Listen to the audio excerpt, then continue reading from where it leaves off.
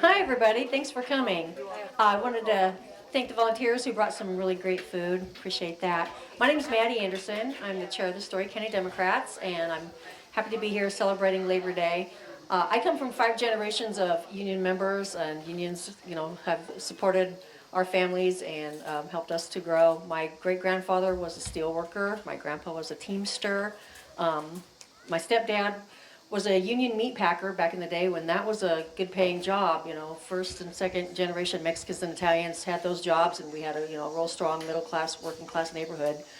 My husband is a railroad worker from the Brotherhood of Maintenance of Way, and so we have a long history there. And I think we should kind of rebrand this as not just Labor Day, but Labor Union Day, because that's who brought us these wins. And yay! So a lot of our elected officials are here, and I'm going to give them a chance to say hello and tell you what they're up to. I did want to let you know that tomorrow Rob Sand, who's running for governor, as you probably know, will be at Alluvial starting at 6:45. You probably saw that there were sign-ups, but you don't actually have to sign up to go. You can just go. I'm sure that he will welcome and be glad that you're there. And then a couple of our elected officials have events coming up, but I'll just let them tell you about that since they're here. Herman, you want to kick it off? This is our Senator Herman Quirmbach. Thank you. Thank you, Maddie, for arranging the picnic today. Thank you for so much of what you do. She's the glue that holds us together in a lot of ways, and does a lot of the organizing that makes our events go and makes meetings happen, and she's just brilliant. So let's see. I have to start with a commercial. She invited me to say this. I have an event coming up. It's a fundraiser next Friday. It's up at Prairie Moon Winery from 5 to 7 on Friday the 5th. Okay? And we're going to have music and food and fun. The speakers include Mike Zimmer, who won the special election to the state senate over in Clinton back in January. I spent a couple of very cold Saturdays knocking on doors for him, but it paid off. He flipped a Trump plus 20 district, won by 3%. So just an amazing victory for us. That was the seat that was vacated by Chris Kenoyer when she got appointed to be lieutenant governor. I think the Republicans were thinking, oh, well, safe seat. We can promote Chris and we'll hold on to the seat. Well, they didn't. The other speaker is Josh Turek. He is one of our candidates for U.S. Senate. We've got a very active primary, a lot of talented people there. But Josh announced just in the last week or two, I think the single best announcement video that I've ever seen. Just amazing, hit all the bases. The thing that I will remember for long past any campaign, he starts off at one point talking about Tom Harkin and shows a little video clip of Tom Harkin on the floor of the U.S. Senate talking in American Sign Language to advocate for the ADA. And then he splits to Joni Ernst, who took Tom's seat. Don't forget about that. She took Tom's seat when Tom retired, and Joni Ernst saying, well, we're all going to die. Yeah. You go from Tom's compassion to Joni's indifference, and that's what's at stake with this election. So Josh will be there offering a few words of inspiration. I invited the most popular woman in Iowa this last week, Caitlin Dray, who won the other special election in Sioux City. I was up there the last 4 weekends knocking on doors for her, as were a lot of other people. And there were a lot of people who helped from afar. Barb Wheelock had arranged a bunch of people, and I don't know who the list who all is included in that, but they did postcards and phone calls, and it was a great get out the vote effort. And we took a district there that Trump had won by, I think, 11 points last fall, and our candidate won it by 10 and a half. Wow. We'll round that up to 11. So that's great. I tried to get Caitlin to come, but she had a business trip out of state, so we'll get her to come another time.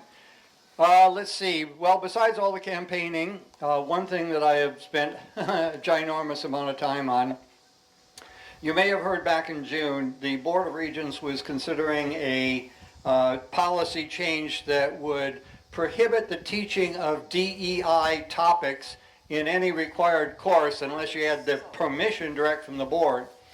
Well, that's blatant censorship. It's violation of academic freedom.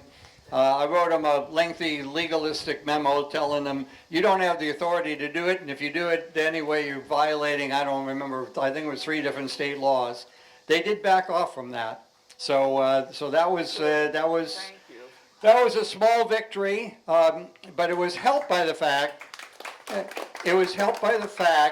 that 3 of those members of the Board of Regents, the 3 who really spoke up for this, they were reconfirmed to the board this last spring, but by the narrowest of margins.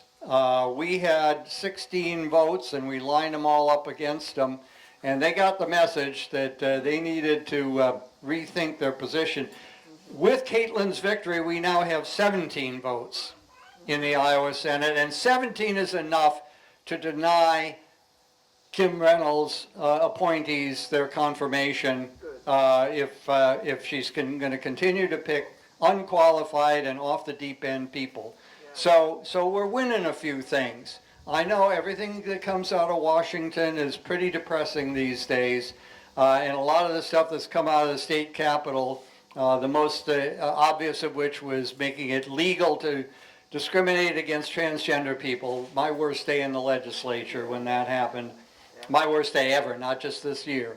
But we're beginning to change some things. I'm talking to the people who are paying attention, and they're unhappy with a lot of stuff. So Friday night, if you can come, it's free wheel donation at the door. We've got these great speakers. We're going to have some music and some other fun. So I hope you can make it up to Prairie Moon, 5 to 7. Beth?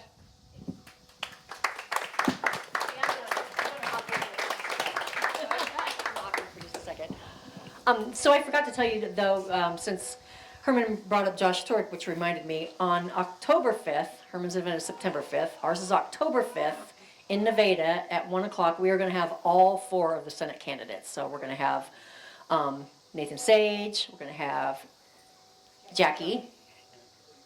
Norris, thank you. Zach Walls and Josh Turk. So all 4 of them will be there. So come to that. Also a free will donation. We don't charge for events. Just show up and donate what you can if you can. Great. Okay. It's kind of scaring me. I'm going to move over here just a little bit. Thank you for everyone for being here. I really like having this on Labor Day. I think we really did need something to do on Labor Day in this community, and this is a great idea. Plus, I think we're all exhausted after parades on those hotty, sweaty July 4th, and sometimes it's really hard to go, I'm going out again into this. So I really appreciate it, and I think it's an important day for us to recognize and to recognize all the workers who have a day off today, and to honor the work that so many people give to us, and it's very important. I also have an event. Surprise, surprise. It's like lining up of the events. Mine will be November 7th. I don't have a location yet, but I do have 2 speakers. So on November 7th, it's a Friday, and the 2 speakers will be Nate Willems, who is running for the Attorney General, and then Dave Dawson. He is running for the 4th Congressional District. Dave is from the Sioux City area and is a both of them are former legislators. And so I'm kind of excited to have them, and I think both incredible candidates, just absolutely really good candidates. So excited to have them confirmed for November 7th. That's a Friday. There's a game the next day, but I think it's away even. So hoping for a good turnout. One thing I want to mention about the Caitlin Dre win is, things are always different in a special election, and we've had now four since just this year. Two of them for the House, we won one, and we made some gains in the other one, but we didn't win. But the thing about them is not as many people show up, so the game is really to get the people out. But also, everybody goes. I mean, it's a single focus. So there were a lot of volunteers and there was a lot of work put into that. And thank you to everybody who did that. But we also have to remember that we have to keep that energy for the general election. And then there will be 100 empty house seats or 100 house seats that we're going to be filling. So we need to have that kind of energy in our general election also, because that's how we win elections, is when we get every single door knocked, when we get those note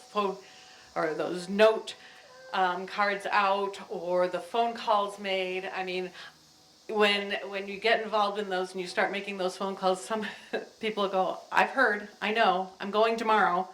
I've heard, yes, and so you can tell that the campaign has really worked.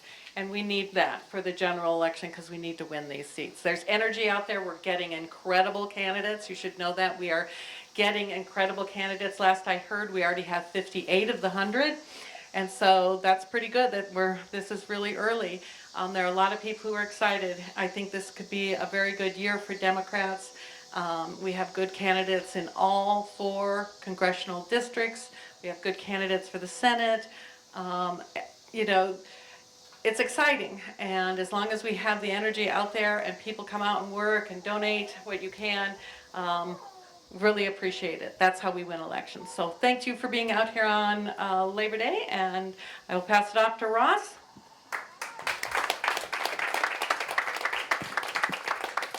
Thank you, Beth, and thanks, Herman. So Ross Wilburn, I'm House District 50, so west of Grand, and then kind of swerves over to the southwest. There I can see you now. I don't have a fundraiser scheduled yet, but I try not to step on Herman and Beth and our county party, so it's looking like I'll probably have to go one of those first couple weeks in December, try and miss as much of the December holidays at those who celebrate it.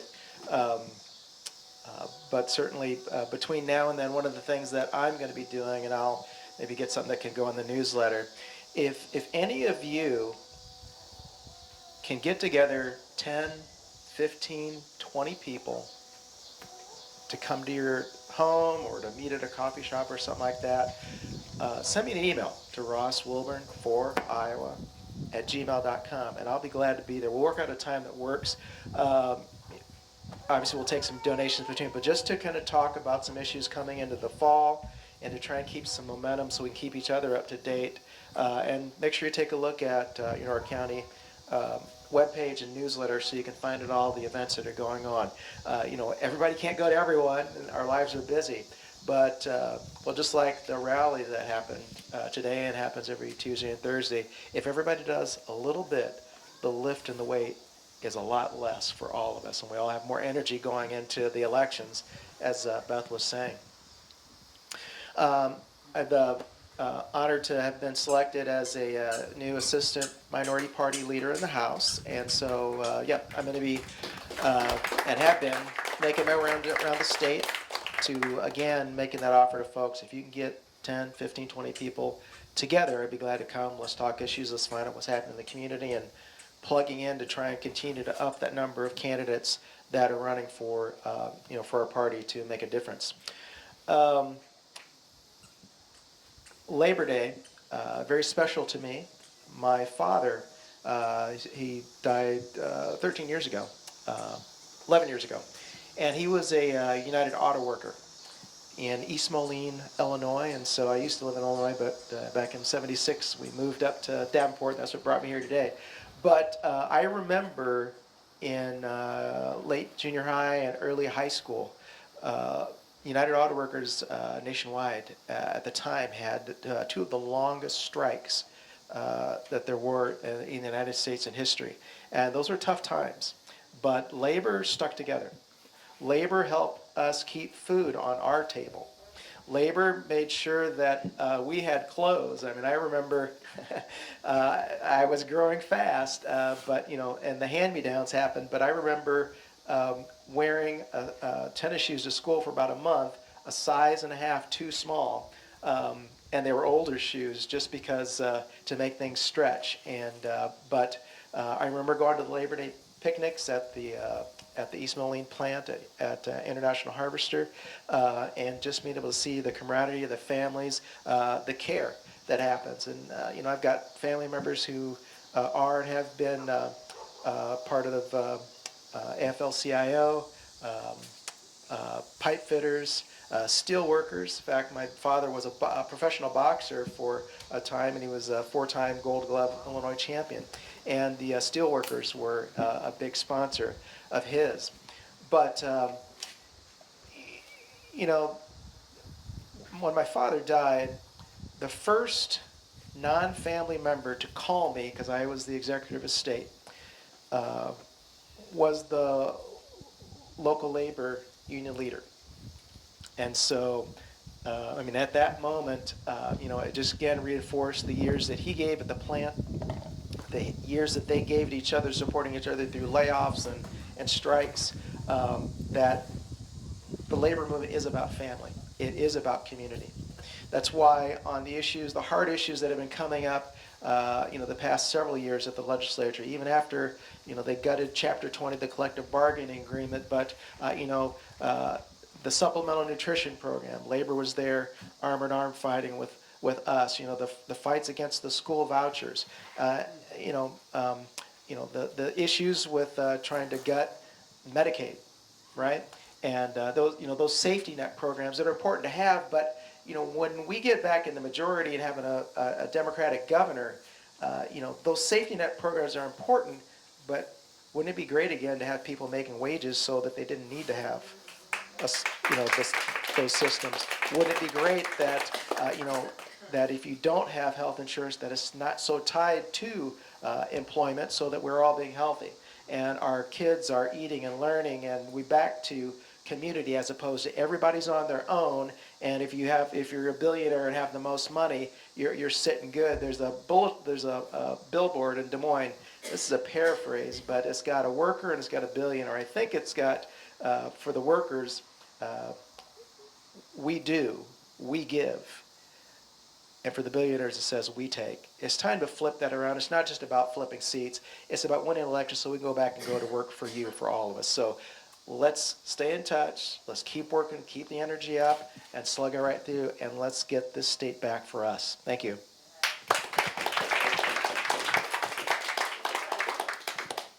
Latifa. Thank you. Hi, everybody. Latifa Faisel, Story County Board of Supervisors. And just to speak for the county here today, I just want to communicate some of the things that we're working on with property tax changes the last few years, and questions about what it's going to look like moving forward. We're working really hard on what our priorities are at the county and how we can work with our communities throughout the county to make sure that people are continue to be supported. We are investing in housing. We're investing in education, making sure that that people can be supported from cradle to career, all the way through, making sure we're supporting those programs that are making investments in our children so that they can move forward into the future and support themselves. We just hired a homeless outreach liaison for the county. The city has their program, can't remember, host program, and we've been working really closely with them and trying to support the work that the Bridge Home has been doing and all of that. But the one thing that we talk about all the time, at least in Nevada, is what about everyone else in the county? We know there are people throughout the county who are couch surfing, who are sleeping in campers in somebody's driveway. I volunteer at Food at First at least a couple of times a month, and it never stops amazing me, and this is in Nevada, the Nevada Food at First. It amazes me every time the amount of food that goes out through their pop-up grocery, can't remember what they call it, pantry. Thank you. And the number of people who are waiting in line every day, the number of meals that go out through that kitchen and are delivered throughout the east side of the county to every community in the eastern half of the county. The needs are great, and it's not getting any easier, and the support is dwindling from the state. So I just want you all to know that those conversations are happening on the county level, and we're working really hard. And so if there are things that you think we should be doing or questions that you have about services in the county, I encourage you to reach out to any of us at any time. And I know for myself, but Lisa and Linda, we're more than happy to meet with you, sit down and talk to you. If you have ideas, we would love to hear those and include you in some of those solutions. We're always looking for folks for boards and commissions. Got to get that plug in.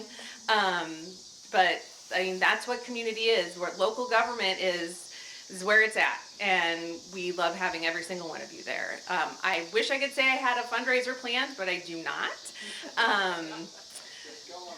Yeah, I know. Well, and questions still. So right now we're all three going to have to. Well, we're going to districts, not because anybody asked, but because somebody decided that we're going to districts. So if that plan stays, then we will get a map, I think, in December.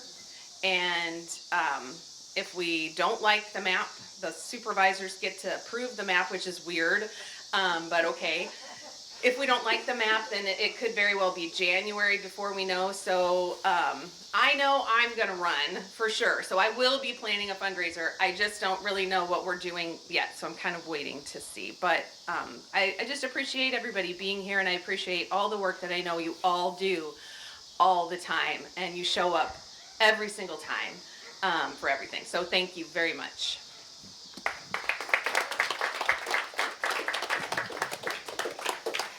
I just want to say how proud I am that I belong to a party where our elected officials show up and you can speak to them and they don't hide from us. Our congressman is so invisible, and now he's running for governor, and we still don't see him. Now, that's not the way Democrats operate. You know, it's different and it's better, and I appreciate you all for making yourselves available and not hiding from your constituents and being, willing to answer the questions. So just in closing about Labor Day, I wanted to mention that my mom's husband worked for John Deere, and after he died, she received a pension from John Deere, again, because of a good union job. 1 month from today, I will receive my first check from the Railroad Retirement Board as a dependent of a union worker. The Railroad Retirement Board, I don't know how familiar you are with that. It's something that union workers got, and it is different than Social Security. It is in place of Social Security. It's better than Social Security. It's independently overseen, and so we're just all crossing our fingers that Republicans don't notice that and try to grab a hold of that and put that into Social Security. Because let's remember, Democrats were the party of the New Deal. We're the party of labor unions, and Republicans have been fighting against that ever since the New Deal came about. So, we're all still here, and we're all still standing for those same issues. So thank you all for coming. I appreciate you all. Hope to see you very soon.